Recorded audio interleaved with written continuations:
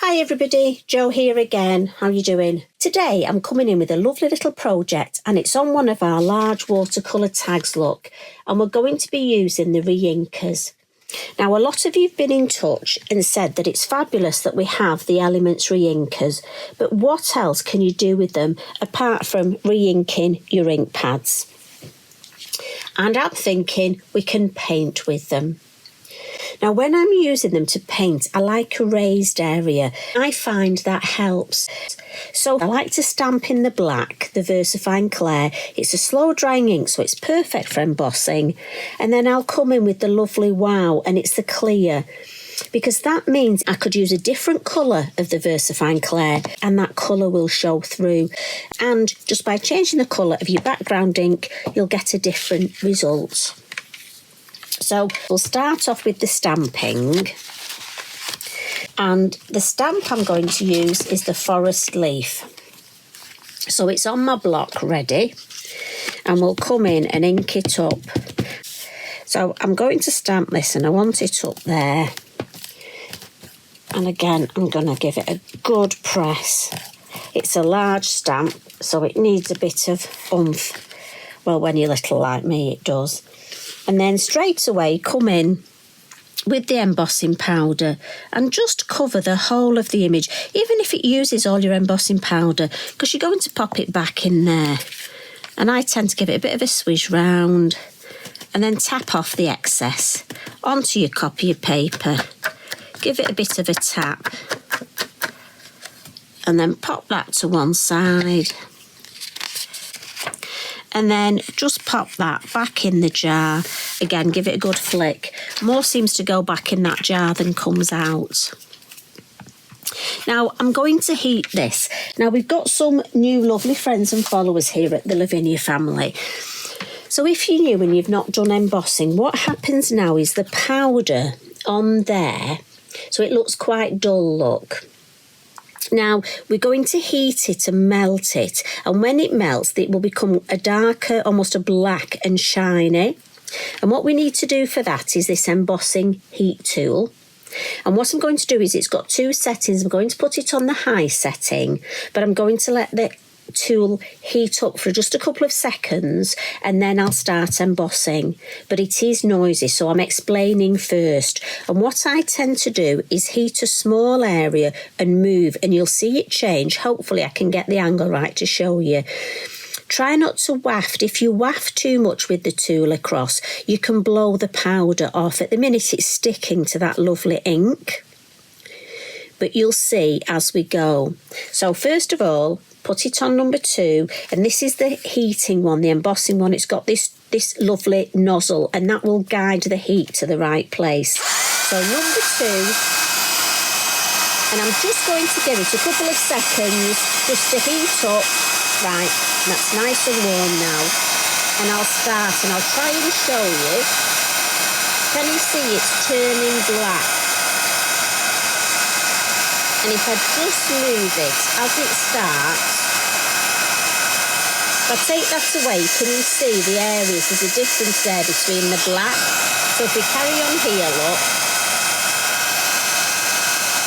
And so these grey areas, and we move down to the bottom, and then eventually the whole thing,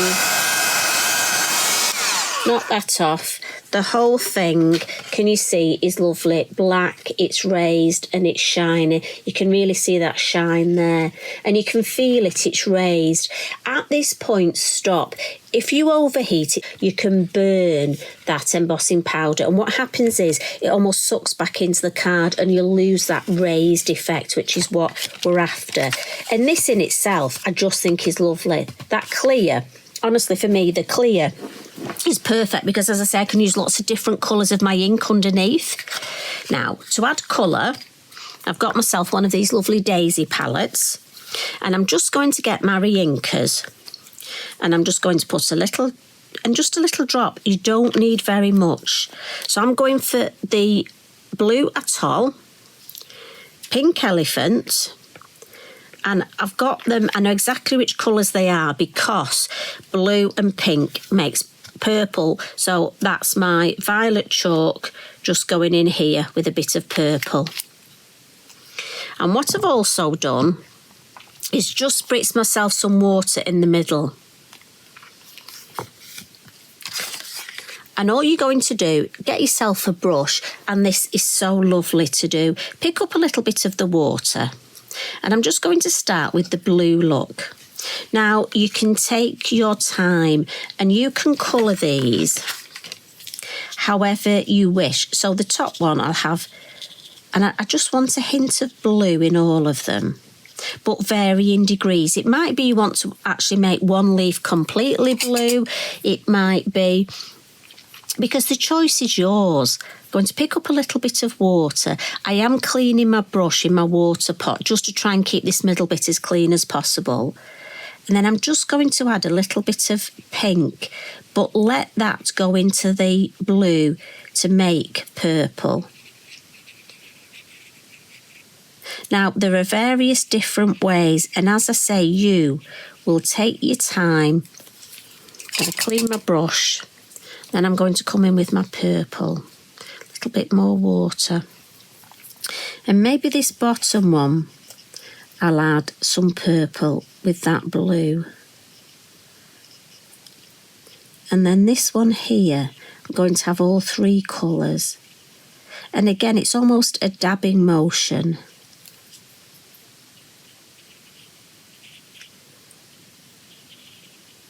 And what I can do is just pick up a little bit of water and actually blend these colours here.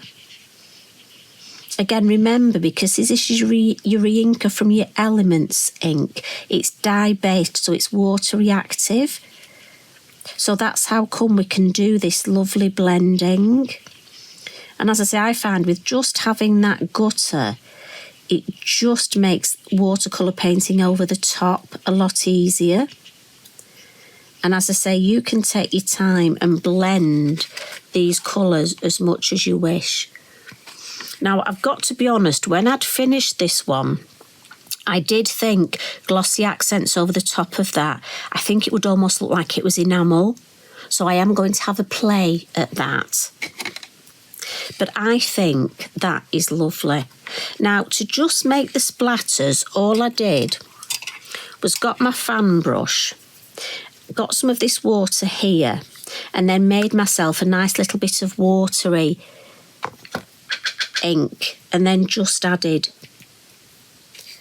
a little bit of card there, we'll get rid of that, added the splatters. Now, that's how I created this one. And you would leave it at that point. But what you can also do, I'll move this out of the way. Now think of all the stamps that you could colour, the cottages. I mean, we have got such a good selection. You can stamp, emboss, and then colour. So in these little bottles, not only have you got all that re-inking you can do, but you could take these, say to the caravan, say you were visiting a friend, and you've got them to do your painting with. Now, if you don't like drips, maybe look away now, because I've got to be honest, for me, I actually like to then spritz it and just let that colour move out a little. And just let it drip down a little. And just use the water.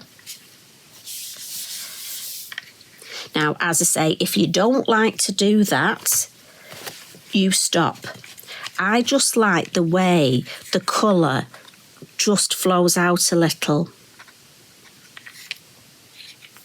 So I'm going to have this one just with that sort of more, I just love the way its look here, just comes out and round. Now, what I have done on my original is added one of the lovely sentiment stickers. And I've coloured it. And what I've done, look, is got my Wink of Stella, the violet, and I've just coloured it. Now, it does take a while to dry, so my suggestion is colour it before you're going to use it. And I just moved the sentiment to an area on the sticker sheet where I'd got a space. But all the different colours we've got in the Wink of Stella. But I thought this purple. Now, what I need to do is I just need to heat. I'm just going to heat this bit here because, and this is the heat tool. So you have your different tools, your embossing tool and your heating tool. This has got a larger nozzle, look. And then where it's dry down here, that's where I'm going to add, because obviously this wouldn't stick where it was wet. And finally, I'm going to add some white splatters.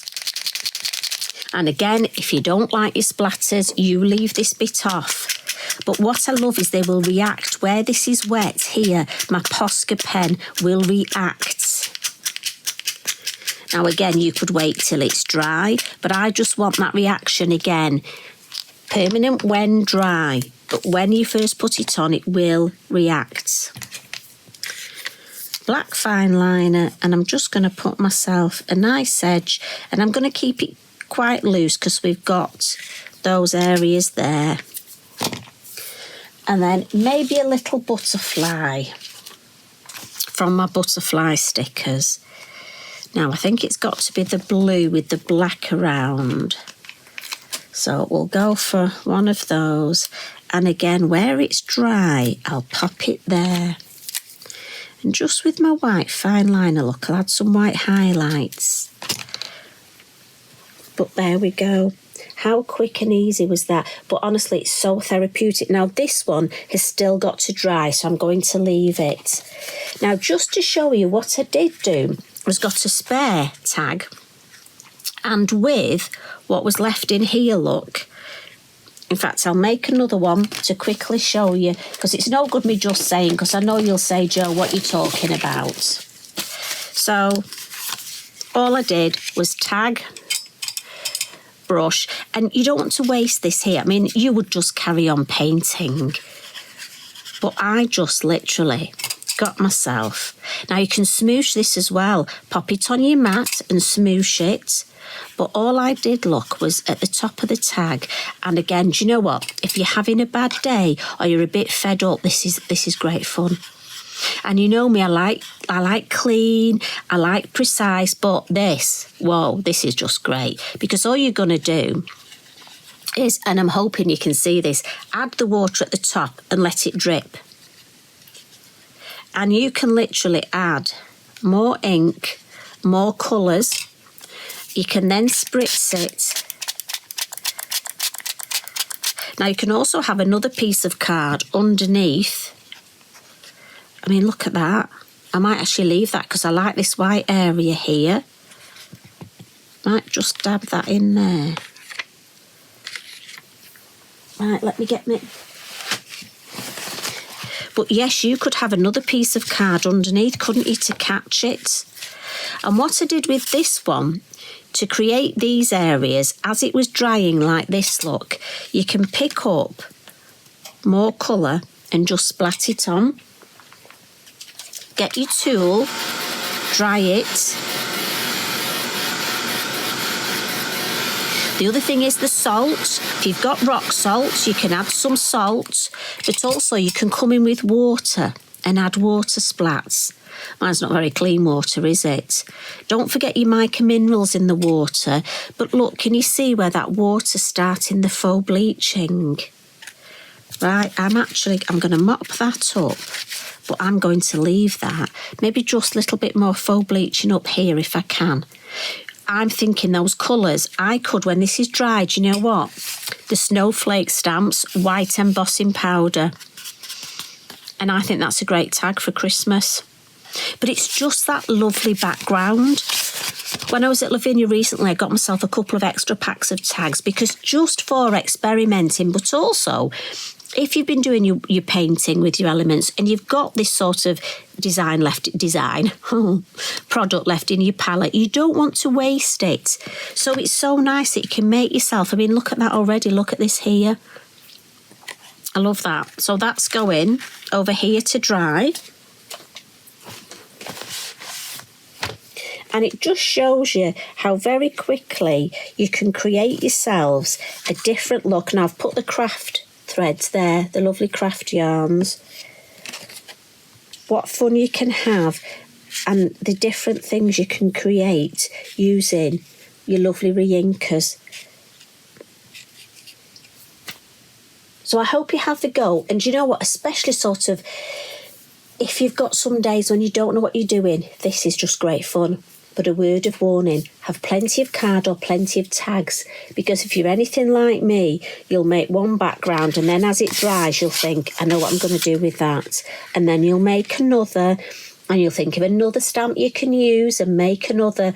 And that's how it gets you. But that's what we love, isn't it?